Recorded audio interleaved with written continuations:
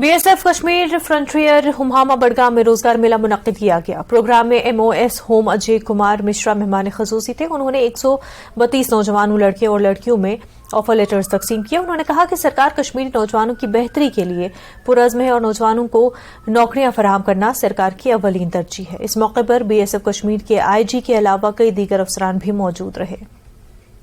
यहाँ पर आज 132 नौजवानों को, जिनमें लड़कियां और लड़के मौजूद हैं, उनको एमओएस होम अजय कुमार मिश्रा ने ऑफर लेटर दी। मेरे साथ कुछ यहाँ पर लड़कियां मौजूद हैं जिन्होंने ऑफर लेटर लिया। आप देखिए, ये ऑफर लेटर इन्होंने आज एमओएस होम अजय कुमार मिश्रा से ली। इनके चेहरों पर खुशी है क्योंकि अब इनको वो मौका मिला है जब वो मुल्क की खिदमत करेंगे। मुख्तलिफ पैरामिलिट्री जो फोर्सेज है उनमें इनकी ऑफर लेटर है, अब वो उनमें भर्ती हो रहे हैं। कुछ यहाँ पर लड़कियां हैं, इनसे बात करेंगे किस तरह की खुशी है। मुझे आप अपना नाम बताइए, कहाँ से आप? मेरा नाम रुचि देवी है, मैं उधमपुर जिला से हूँ। मुझे बताइए, आज ऑफर लेटर लिया, किसका ऑफर लेटर है और कब से आप ज्वाइन करना है, कितनी खुशी है?